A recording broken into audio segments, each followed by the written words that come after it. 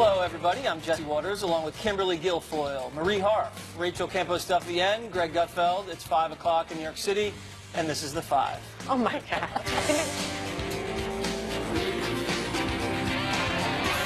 My hair? Yeah, it's really tough. The infamous Comey memos are out, and you know who's happy about it? President Trump. One memo reveals the president actually early on endorsed the idea of looking into any possible wrongdoing by people related to his campaign. Comey wrote, Mr. Trump told him, quote, if there was some satellite, note, I took this to mean some associate of his or of his campaign, that did something, it would be good to find that out. But that he hadn't done anything and hoped I would find a way to get out, that we were not investigating him. The president says the notes show clearly there was no collusion and no obstruction, and that the FBI director leaked classified information. Comey claimed in another passage he doesn't do sneaky things, he doesn't leak or do weasel moves. But then he went on to leak his memo and admits he did it. I know when I created some of them they were classified, but I don't know how many of that group. You testified that you did this to try to force the creation of a special counsel. Why? Why would a special counsel be needed? Why would the Department of Justice and FBI not be able to continue to do the job? Because I thought that the department, as currently supervised, would not be aggressive enough to go serve process to get the tapes. Because Jeff Sessions is too weak. Well, he had recused himself. And so Rod Rosenstein was too weak. There was a new deputy attorney general who I didn't have confidence in given what I'd seen around my firing. And so I thought something has to be done, because there were lots of discussions in public then about appointing a special prosecutor. Fox News has confirmed that the watchdog at the Department of Justice is now investigating Comey's handling of the memos, whether classified information was given to unauthorized outside sources. So, Kimberly, we're laughing about the line, weasel moves, Yeah. but it's not funny because, I don't know if you saw Hannity last night, I did, because I watch it almost every night. And they had a rundown of some of the violations that he may be looking at for leaking classified information, and a lot of it looks pretty serious. Yeah, for sure. And here's what's so interesting, and I think is very compelling, is so there's no proof of, collusion or obstruction of justice. And let me tell you something. He just completely torpedoed Mueller. So the president should send him a little thank you note. Thanks, weasel moves, because this is great. All you have to do is read from the memos to show that beyond a reasonable doubt, beyond any doubt, that the president didn't direct anybody in terms of any collusion or try to obstruct anything whatsoever. It really helps the president. That's why the president today said I was vindicated. Yeah. Because this helped his side. So what Comey is thinking, I don't know. He completely compromised anything that Mueller could have tried to be cooking up, because now it's going to be fraught with inconsistencies and fraught with problems in terms of other witnesses that he might be trying to call or bring forward. All of the prior inconsistent statements, the statements that Comey has made on this book tour, the statements in the book, the statements prior to the release of the book, the complications with Loretta Lynch. It's just a big stirred up pot of doubt and mess, courtesy of the former head of the FBI. Right. Comey is collapsing, Greg, and on a number of levels, as KG says. One of the things he says he doesn't leak, and then he leaks, and then he actually went on to say that McCabe, total professional, great guy, you can trust him, he doesn't leak either, and then McCabe leaks and then lies about it. So the top two guys at the FBI, not looking too good. Yeah. You know who I feel really bad for? I feel bad for the resistance. Aw. I do, because, they keep expecting a horse for Christmas, but they get a hamster. And in this case, this is a dead hamster. I mean, the left hasn't been this disappointed since the Berlin Wall fell. It's as if, you know what it is? It's as if their intense obsession to unseat a president is creating like a karmic poltergeist. Do you know what I mean? It's like every time they think they're going to get a smoking gun, they get a flaming bag of dog poo on their porch, and they step right into it. So I have a suggestion or an exercise for every person in the media, primarily those on CNN and MSNBC. Over the weekend, take 10 minutes to yourself and try to answer yourself this one question. What is the end game to all of this coverage about Comey, about Stormy, about collusion?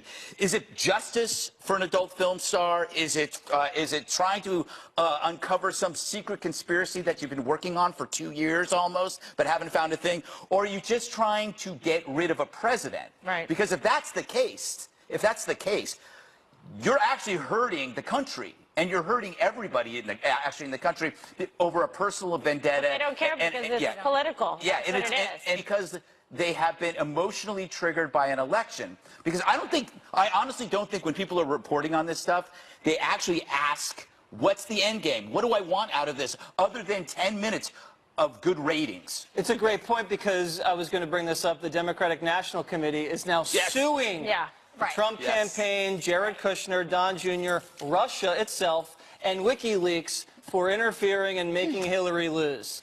What kind of frivolous lawsuit is this? Well, it's the last dying breath of the resistance because they're basically blaming Trump for everything that they actually did, which was collude with the Russians, come up with this dossier that was paid for. And by the way, can we just go back to Comey for a second? Because this really makes me mad. He didn't just say, I'm not a leaker, and then we find out he leaks. He said, I'm not a weasel, I'm a straight shooter. He's in the office with the President of the United States. What would a straight shooter say when he brings up the dossier? He would say, hey, there's this dossier about you and prostitutes in Moscow, and by the way, a straight shooter would say, it's been paid for by Hillary Clinton and the DNC, and he didn't. He's not a straight shooter. No. And to the end game is to not just potentially impeach the president, which is what they really want, but ultimately also to dispirit Trump voters. It is to make us feel, those of us who voted for him and who wanted this agenda to go forward, to dispirit us, to pull the poll numbers down. I look at the president's poll numbers. I can't believe how high they are considering how much has been thrown at him.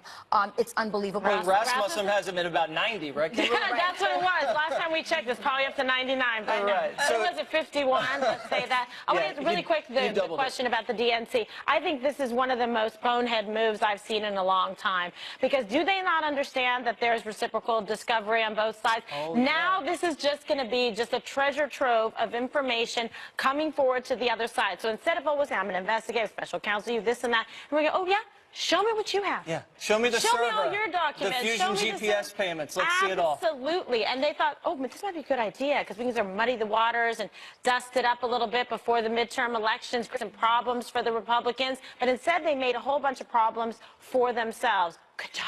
Okay, so our resident Democrat here to defend everything. We have James Comey admitting that he did not tell Donald Trump that Hillary paid for the dossier when he briefed him on it, and also that he doesn't even really know if the dossier is legitimate or not. I think he says something like, it's unlikely but possible. Just that piece of the there's dossier. dirt on Trump. Let's hear what he said. Right. What you're asking about now is, why did I say what I said when people asked me whether I thought it was possible that the Russians had derogatory information on President Trump? I think it's unlikely, but I think it's possible. So he put something that he considered unlikely forward to a judge to get a warrant to spy on the Trump campaign. That's not good. So what's interesting in the Comey memos is when he talked about the dossier writ large, not just the very salacious details the president seems very focused on about the hotel room in Moscow, but in the Comey memos, he briefs the president that the intelligence community has corroborated and confirmed parts of the dossier. Which parts were those? He does not detail that in the Comey memos. I would like to know that. Then let's find out. But he makes clear that there is intelligence to back up other pieces of the dossier. So it is not unsubstantiated in its Well, we know entirety. that They substantiated that there is a place called Moscow. And there was reporting this week that Michael Cohen may have actually been in Prague. So I think we need to be careful. Do you believe, can I ask, His passport does not show he's ever been in do you Prague. believe that Trump, do you, Marie, believe that Trump actually colluded with the Russians with his campaign? You actually believe that? I believe that members of close to the Russian government, including former and current intelligence officials, reached out to the Trump campaign and offered help. We know that. That's been publicly discussed. And I believe that the Trump campaign was willing to work with them, whether it was to release Hillary's emails, welcomed that help. What Donald Trump knew or did, I don't know. That's what Bob Mueller's looking into. We know there were members of the campaign willing to meet with Russians and discuss Hillary's emails. That's a fact that's been reported. I don't know what answers 2, 3, 4, 5 are. That's what Mueller's looking into right now. And Comey is only a small part of that. Right? In the larger investigation, Comey is not the end-all, be-all here. Let's stick to the facts. There's been no contact that shows there was any sort of collusion whatsoever.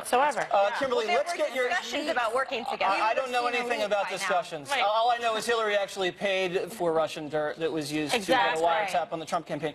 But they put a fancy name on it. They want to call it a dossier. That's right. Kimberly, I want to get your on a pig.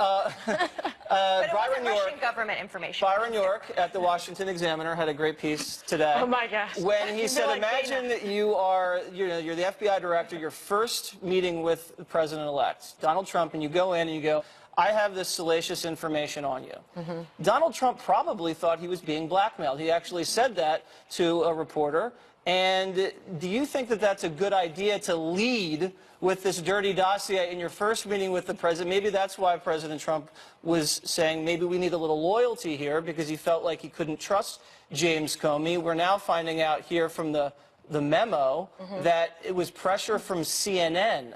Let's show it on the screen here, that led to James Comey briefing the president. I said media like CNN had them and were looking for a news hook. I explained, again, why I had thought it was important that he know about it. I also explained that one of the reasons we told him was that the media, CNN in particular, was telling us they were about to run with it. And then the story leaks to CNN a few hours later. I mean, I understand why the president didn't trust, they call him Shady James. Follow the snail trail. I mean, this one was laid out for you. I mean, unbelievable. So he probably should have gone to a nice, introductory meeting, talked to the president, because it's very off-putting. The president's saying, wait a second. Okay, why are you bringing this up to me? And to Comey, if I'm listening to somebody say this, I'm thinking, he's trying to catch him off guard, come in, say something like that, like he's looking to try to hook him. Before he even just, has exchanges pleasantries of the job, he's right away going after him. That shows the intended purpose, the specific intent, and whose team he was playing for. In fact, his whole team, family was in unison against the president, getting the march on, doing everything from day one. He was in the bag for it. Then why does CNN have it? What is going? If there's collusion, you don't have to look to Russia to find out. I mean, if there was some kind of strategy involved here, they needed a legitimate angle beyond just the dossier to report on it, right? Because it was frivolous and unproven. The legitimate angle was the briefing. Precisely. So Comey's briefing was kind of like a Trojan horse for actually just wanting to talk about the dossier. It's like saying, I'm going out for a walk when you're actually going to get cigarettes. And what do we call that? Weasel move. Weasel. Comey's sure to sell a lot of books, but at what cost? Is the FBI paying a big price for the former director's tell-all blitz? Up next. Yes.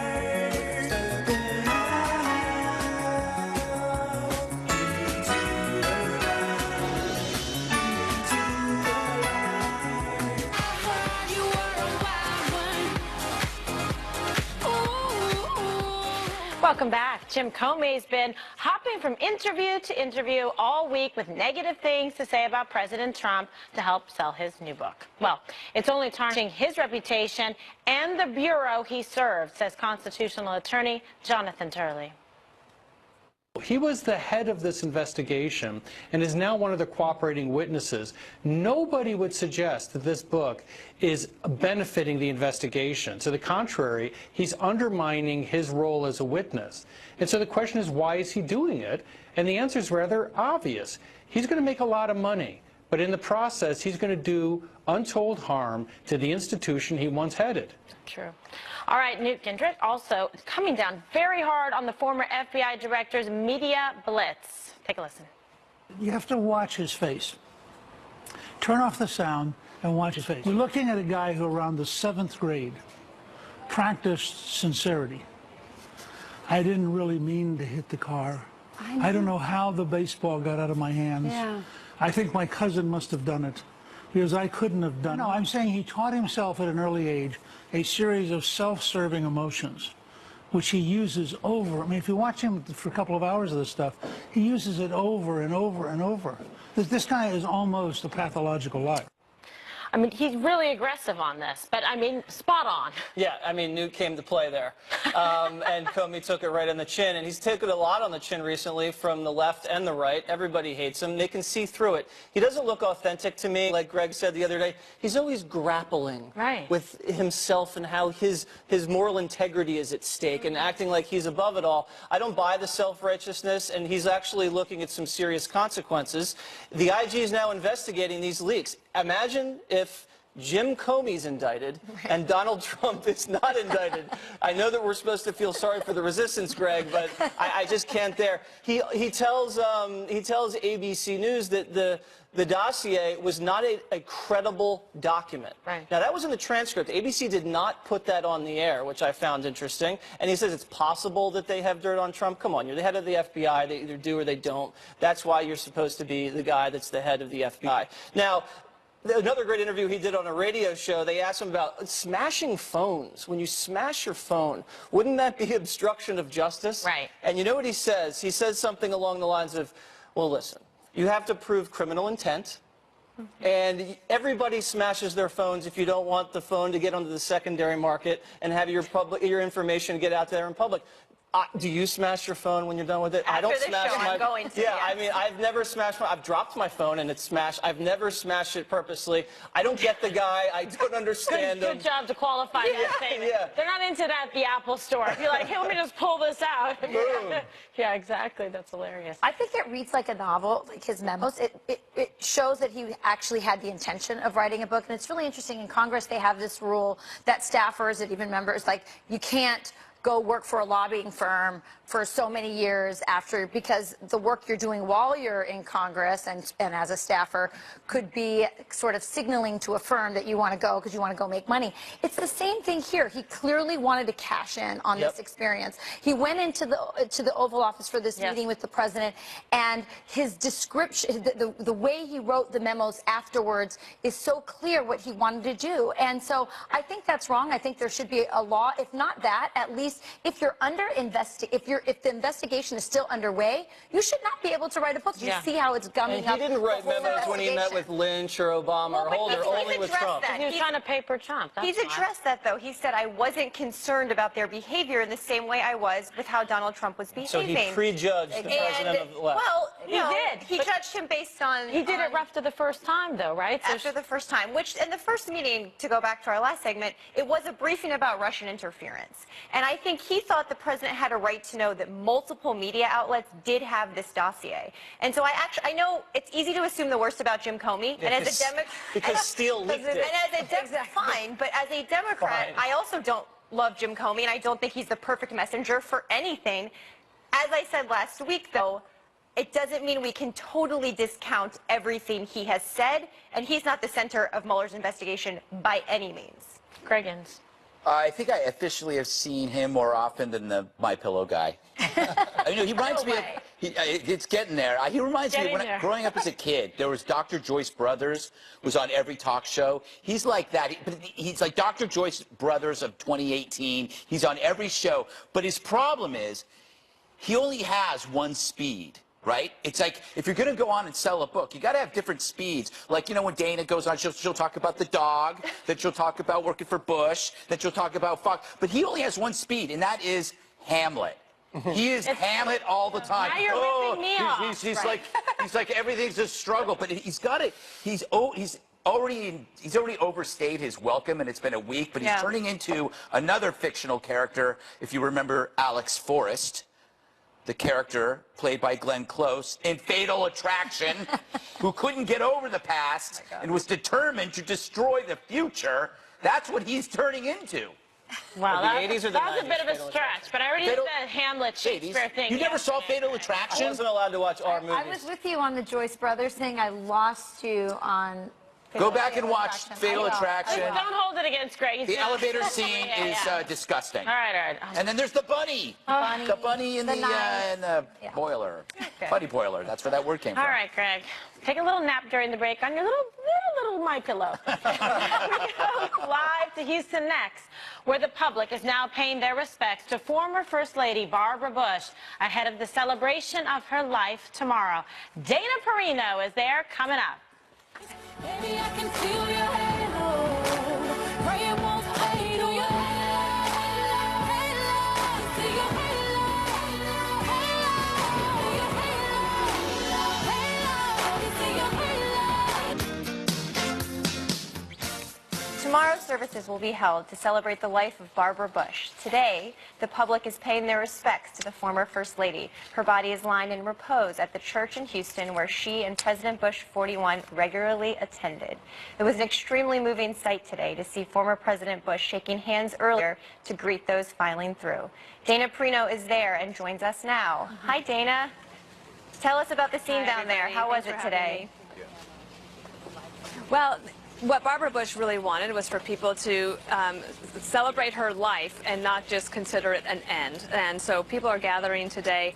And 41, former President George H.W. Bush, about an hour after the repose started, was wheeled in by his daughter Doro and stayed for about 20 minutes shaking hands of people that came in. And as I understand it, his spirits have been buoyed by all the prayers and the well wishes, and of course he's surrounded by family and a lot of friends. About 1,500 invited guests will be there tomorrow for the funeral, which is at 11 a.m. Central Time. Hi, Dana. It's Kimberly. Hello. Hello. So it was Wish really... you guys were here. Yeah, I know. I feel like you're, alone and you need us over there with you. So I'm just wondering kind of the emotions, how you're feeling, seeing obviously people that really knew her and loved her like you do, and some of them maybe one of the nice exchanges that you shared. Well, one of the things I was able to do today was catch back up with Marlin Fitzwater. He was the press secretary for Ronald Reagan and then George H.W. Bush, and so he had so many stories, and he was on the 2 o'clock show with me, and that was really special, and also David Valdez, the photographer.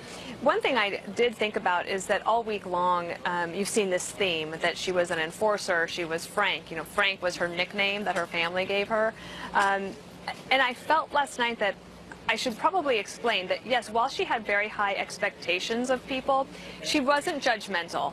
And that's a really important characteristic, I think, for anybody who wants to be more like her. And I was thinking about that last night, that it needs to be clear. She didn't judge others. She just expected a lot of you. That's a good... Hi, Dana. It's Rachel. How are you? Hi, Rachel. Good, thank you. Well, you're a mom. You know what it's like to raise children, and absolutely try to make sure that family time is really important to everybody. Absolutely. I was going to say she really represents that matriarchal thing we all want in our families. And I think what I've been getting from what I've been hearing from people about this event, about this funeral, about her passing, is how touched they are by their love story, and that now, perhaps in this environment more than ever, and in this culture that we live in, Americans really want to know that it's possible to have a very long, happy, joyful marriage. It's a celebration of marriage. Right. And that a commitment to somebody else and dedicating your life to somebody else can really be fruitful, not just for a family, but as I've said, it's not a career-limiting decision to try to find somebody that you can spend your life with, and they certainly have that. Of course, 41 is very heartbroken, but I think that he feels like now he feels like people see Barbara Bush of how he saw her, and seeing this outpouring of support, I think it's meant a lot to him, as far as I understand from the family. Yeah, I imagine that's so. Thank you, Dana. Great. Thanks, Dana. We'll see you back here next week, and obviously our thoughts are with you and all of the family and friends down there. Greg, I just wanted, does Greg not miss me at all? Of course. I'm here. I'm a little hungover. I was. Oh, okay, good. Good. Remember, I was in Oklahoma last night. He's been up since 3 a.m. I've been Right, up since 3. No judgment. No, No exactly. No judgment. Bye, you guys. But we missed See you you, next week. Dana. Bye, Dana. Bye, Dana. Well, a Fresno State professor who had vile things to say about Mrs. Bush on Twitter, calling her, quote, racist and a witch, is now taunting her critics. Randa Gerard says she'll never be fired because she has tenure, but donors are threatening to withhold money from the school, and community leaders are voicing outrage. Greg, share that outrage, as I think we all do.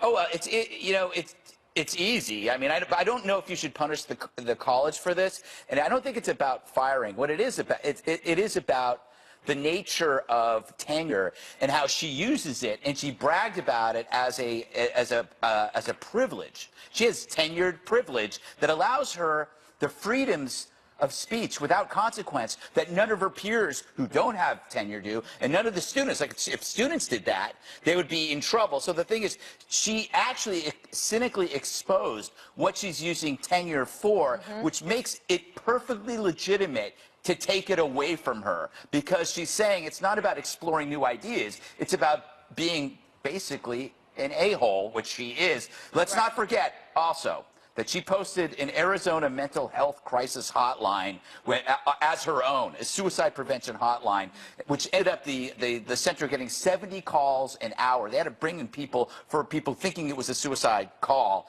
She had done that. That's a fireable offense. I just want to push back a little bit on you, Greg. You said I don't think the donors should. I mean, I think donors and parents. I have a daughter about to go to college, so this is really sensitive to me right now. I think we all ought to be better consumers of higher education.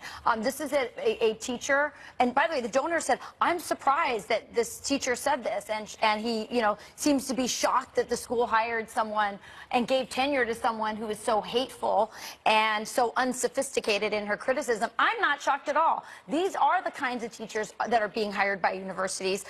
This is the kind of illiberal education many of our kids are receiving. And there's indoctrination and not education, and we have to be consumers of that. Yeah, I get that. I'm just saying, so you're okay with saying targeting a business because one person said something that other people disagree with? What I'm saying is the quality of the teachers is not good at many of these universities, and it's unbalanced, and there's not an emphasis on diversity of opinions, and people like this woman end up getting tenure because of her liberal Jesse, and I'm also the daughter of 2 college professors, so most of them are very good, I should say, Rachel. I believe to your last point. But Jesse, where do you come down? Should she be fired? Well, that's up to the university. They're doing a review.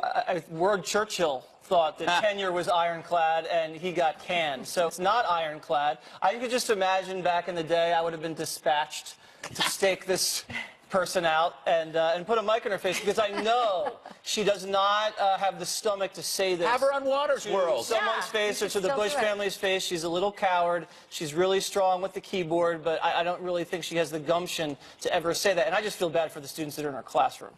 I do too. Got it. Well, today is a high holiday for pot smokers, and the Senate minority leaders getting in on the celebration will tell you how.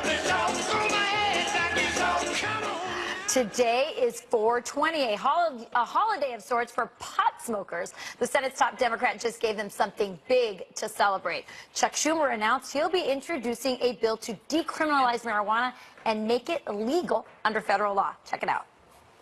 The legislation is long overdue. I've seen too many people's lives ruined because they had small amounts of marijuana and served time in jail much too long. It affects communities of color disproportionately and unfairly. And ultimately, it's the right thing to do. Freedom. All right, I'm going to go right to Marie on this one. Yes.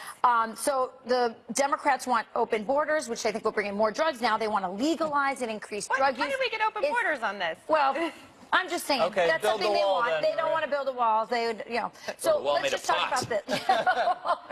So is this a winning message for legalization of drugs? Do you think this is a winning national message? I know it works in New York and not. Well, I think it's actually not just a partisan issue. We've seen Republicans, even people like John Boehner, who, yes, I know now works for one of the marijuana companies, but Democrats and Republicans who are saying there are actually maybe good reasons to decriminalize marijuana. We have veterans across the country who are actually asking for this because so many of them wanted and needed to deal with very serious injuries. And there are also people like Boehner who's from my home state of Ohio, who think it could help fight the opioid crisis by decriminalizing marijuana and focusing on opioids. I think it's a conversation worth having. We're not going to run on it in 2018 or 2020, but it's a conversation worth having. So, Jesse, I live in a community in the Midwest where the #1 concern for employers is finding good workers who are drug-free. What do you think about this legislation, how that might impact that? Well, yeah, you don't want We want to get people back to work, right? operating heavy machinery when they're testing positive for things. Listen, I'm a total hypocrite on it. I think a lot of parents are. You know, you smoke when you're young, and then when you get older and you have kids, you don't want your kids smoking. Right. It's as simple as that. I do think this is the direction this country's heading in, though. Yeah. I like the idea of the taboo around weed because I think maybe it might repel people that are on the fence about it. Right. With that said, I do agree with something Schumer said, Crying Chuck, for those of you who don't know his nickname, that if you're black in this country and maybe you're, you know, walking around with like a dime bag and you get popped, they might actually book you for that. Or Right. if you're like some preppy white kid in the suburbs and you get caught with the gram, they're going to probably say, all right, run along. Yeah. There's a little bit of a double standard there, and I understand people are upset about it, but at the same time, pot's not really that good for you in a broader sense of the word. And Jesse brings up a good point, Kimberly. I mean, parenting, as you know, is hard enough as it is. So what do you think about normalizing pot? No, it makes people lazy. It does. Greg's face. There's so much misinformation going on at this table. I apologize to anybody who's ever read up on this drug for this ignorance. Go ahead. Oh, Greg. When you have kids, you might feel differently about You pot. can't use that. You cannot use that excuse. Just Number one. Okay, I asked Kimberly about kids. All right, go first, ahead. and then I'll Wait come till to you. I understand. I'll come to childless Greg after. Ooh, I'm it's kidding. just you are bizarre. I'm kidding. All right, go ahead. Somebody needs to have some, maybe some medicinal marijuana at the table. So here's the problem. You don't want to glamorize it. You don't want children to try to start to take it to then gateway to other drugs. However, it has an important role in society in terms of its medicinal qualities and properties. Very good to so many people that I know that have had cancer or died. It brought a lot of comfort to those who were suffering or towards the end of their life. We talked about the other day, even veterinarians are now supplying it, dispensing it for animals as well. So that being the case, you want to make sure that you are looking at it, at all the studies, and making sure that you're actually fully and thoroughly not dismissing something, stigmatizing it. However, on the other side, having been a prosecutor, I would like to think, Jesse, that, you know, they're treating people the same, but sometimes I guess there's certain instances, but as a whole, I think law enforcement, they don't have an interest in just, you know, going and tormenting and picking on people and discriminating. No, I'm not to try to knocking pick. law enforcement because if you're doing it by the book, you know, that's how it's got to be. Right, so it's got to be okay, Right. but you know, there's people that have been in federal prisons for small amounts, so we have to have some more uniformity and conformity in the law so that there isn't, you know, unequal treatment. Okay, Greg, you defend it. I actually don't have to defend it. All you have to do is look at the facts and look at history. You might want to read up on Prohibition and how that worked out for the country when alcohol was illegal. Once alcohol was illegal, the deaths declined. Alcohol has killed far more people in a day than marijuana has killed in the history of the drug. You're right. It is true. That is a fact. Just because you don't like something doesn't mean that it should be illegal. In terms of employment, yes, you don't want people high working machinery, but you don't want them drunk either. So you have rules for that. Just because you don't like something or you think it's going to be dangerous to your kids isn't the reason why you don't have a believe law. it's a gateway drug. No, there's no evidence that it's a gateway drug. And actually, I'll tell you that. I'll just say no, that. let me finish. Yeah, Let me okay. finish. Because the other thing, too, is the idea that you want to make it a taboo. Making something taboo has never worked among young people. The more you make something dangerous, the more appealing it is. In fact, the opposite strategy is to make something mundane and as boring as possible so that no one looks at it as edgy. But there's plenty of research out there to take a look at it. I would ask that you read that instead of approaching just so a you topic know, emotionally. I'm not approaching it emotionally. I've spoken to drug rehabilitation counselors and drug and law officers who have told me and my husband, do not legalize it. It's a gateway drug. It will make it harder for us to do our job. That's So not a I'm just study, letting but you know. okay. That's not a Well, you know. statistic either. That's anecdotal. Well, Let's light it up after the show. We'll all talk it over. we'll talk it over some drugs. We answer your questions next. Fan Mail Friday when the 5 returns.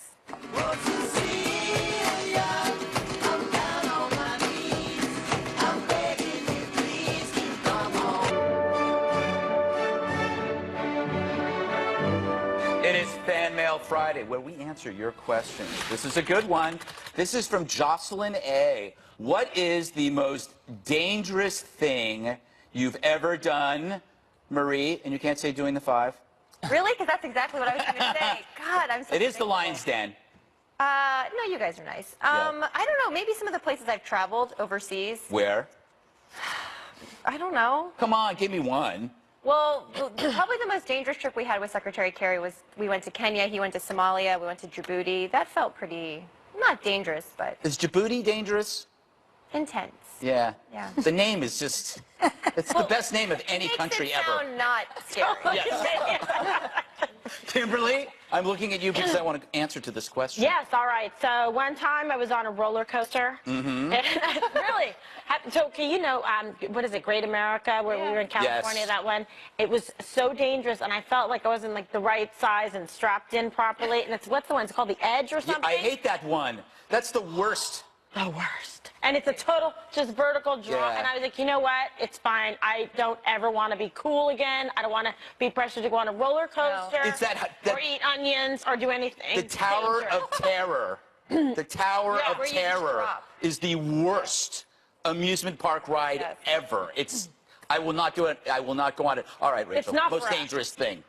When I was on Road Rules, where I met my husband on an MTV challenge, we had to climb and rappel off the tallest building in Auckland, New Zealand. And I'm very afraid of heights, so that was absolutely the most terrifying thing. You had to get on the top of the building, and your harness doesn't actually catch until bet. you're halfway, you know. So it's, you feel like you're committing suicide. Could you ever back out of anything on Road Rules? Well, your team wants to make money, so there's a lot of peer pressure.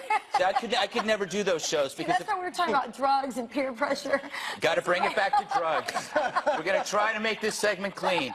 Jesse, most dangerous thing. You know, I've lived such a soft, privileged life. I can't think of anything that dangerous. I have nothing. I can think about 5 things on air. Yeah. I wasn't going to go there. No, nothing? No, I can't think of anything. Danger. Wow. Oh, okay. I can't answer the question? Oh, drink milk. I'm lactose intolerant. You don't want to be around me when I have a glass of milk. don't. All right. Dangerous for others. One more thing is up next.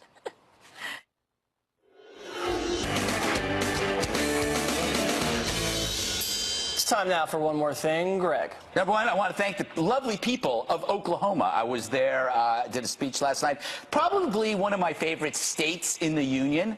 Oklahoma City, beautiful. Love it. Yeah, it's great. The people are wonderful. And they're huge fans of this show and huge fans of Fox. All right, tomorrow night, Saturday, 10 o'clock, another amazing edition of the Greg Gutfeld Show at 10 p.m. It has Mark Stein, Jim Florentine, Kat Timpf, and Tyrus, who was in for me yesterday. He was so sweet. Did a splendid job. Did a splendid job. He crushed my pillow. It was very nice to him. That's why you look shorter. Yes. All right. How dare you? Tomorrow night, Waters World, 8 p.m. Check out this all-star lineup. Are you ready?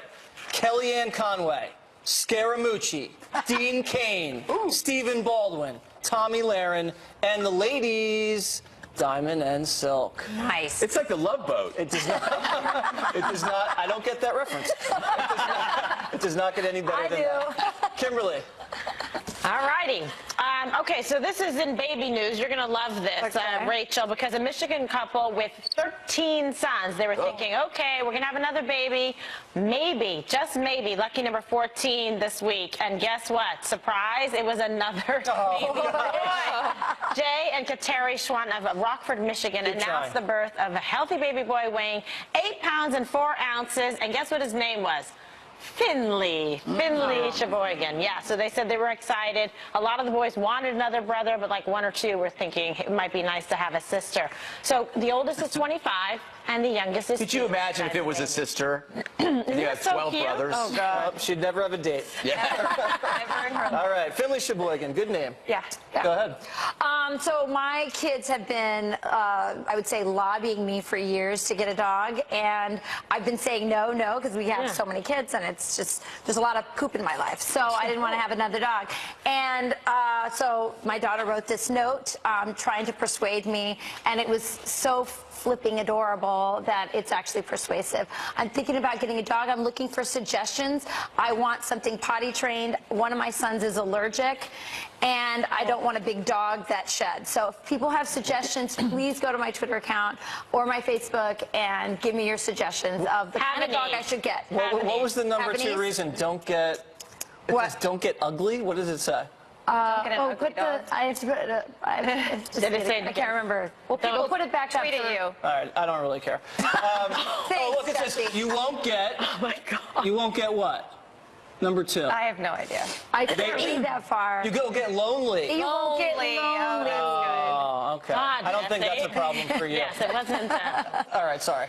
I couldn't read the cursive. Go ahead. Well, some sad news out of my home state today. Former Ohio State football coach Earl Bruce died this morning at age 87. He was head coach of my Buckeyes for 9 seasons, inducted into the College Football Hall of Fame in 2002. Current Buckeyes coach Urban Meyer's first collegiate job was a graduate assistant under Bruce in 1986 and 87. He was a family man, his wife Jean and their 4 daughters. Buckeye Nation is thinking about his whole family today, including his grandson, Zach Smith, who is carrying on his legacy as Ohio State's wide receivers coach. It's a very tight-knit Buckeye Nation. We're thinking about them today.